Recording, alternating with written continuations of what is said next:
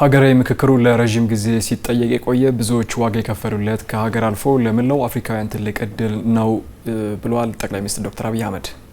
የተሻገሩ ውስብስብ ችግሮችን ለመፍታት ከታች ጀምሮ ያሉ ዜጎች የተሳተፉበት መሆኑንም አብራርተዋል። የምክክር ሂደቱ በፍጥነትና በችኮላ የሚከናወን ሳይሆን በጥናትና በትዕግስት መመራት ስላለበት አስፈላጊው ጊዜ በተሰጠው በጥንቃቄ እየተከናወነ ያለ ታላቅ ሀገራዊ ጉዳይ መሆኑንም ነው ያነሱት። ይህ ውይይት ለእኛ ብቻ ሳይሆን ለአፍሪካውያን ጠቃሚ ነው። ምክንያቱም ከታች ጀምሮ የተደረገው ውይይት ስለሆነ እንደተባለው የፈጠነ አይደለም። እንደምታስታውሱት የሰጠናቸውን ጊዜ መጨረስ አቅቷቸው ይሄ የተከበረው ምክር ቤት ጊዜ አራዝሞላቸው ነው እየተካሄደ ያለው እንጂ ፈጥነን የፈጸምነው ጉዳይ አይደለም።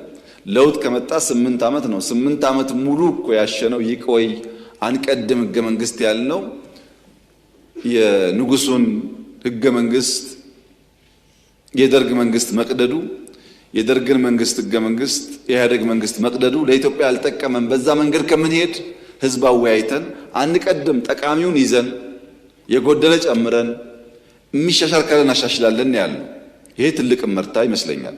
በህገ መንግስት ውስጥ ለኢትዮጵያ ጠቃሚ ሐሳቦች ካሉ እንዳሉ ይቀጥላሉ ብዬ አስባለሁ። ቢሻሻሉ ማንንም የማይጎዱ የማያስኮርፉ አንድ አንቀጽ አሻሽለን ማንንም የማንጎዳ ነገር ግን የኛን ህብረት የኛን አንድነት የሚያጠናክር ከሆነ ቢሻሻሉ ይሻላል ብዬ አስባለሁ። ያለውን የሚያፈርስ አንቀጽ ይፈጠራል ብዬ ግን አልገምትም። ያለውን የሚያሻሽል የሚያጠናክር ይፈጠር ይሆናል እንጂ ያለውን የሚያጎል ነገር ይፈጠራል ብዬ አላስብም።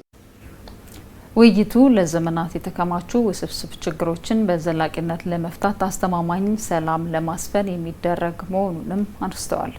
መንግስት ከሀገራዊ ምክክር ኮሚሽኑ የሚመጡት ሀሳቦችንና የውሳኔ አቅጣጫዎችን ተቀብሎ መሬት ለማውረድና ማሻሻያዎችን ለማድረግ ያለውን ዝግጁነትም አረጋግጠዋል።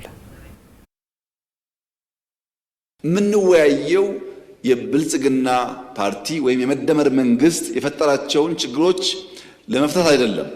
ለዘመናት የተከማቹትን አብረን ተወያይተን መልክ እና በጅ አዲስ ሶሻል ኮንትራክት እንፈርም ለማለት ነው። እንፍታ የሚለውን ኮሚትመንት እኛ እንደፈጠርነው አይነት ተደርጎ ባይወሰድ ጥሩ ነው።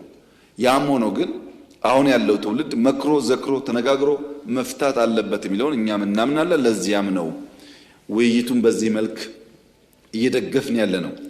እንዴት ይሆናል ብለው ያስባሉ ላሉት ምንም ነገር አይሆንም። በደንብ እንወያያለን። ጠቃሚ ሐሳቦች ይመጣሉ። እነሱም ኮሚሽኑ አቀናብሮ ለኛ ያቀርብልናል።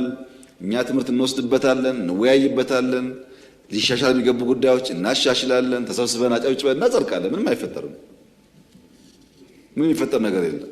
ምክንያቱም አስበን አቅደን በእውቀት በዝግጅት ነው የምንሰራው።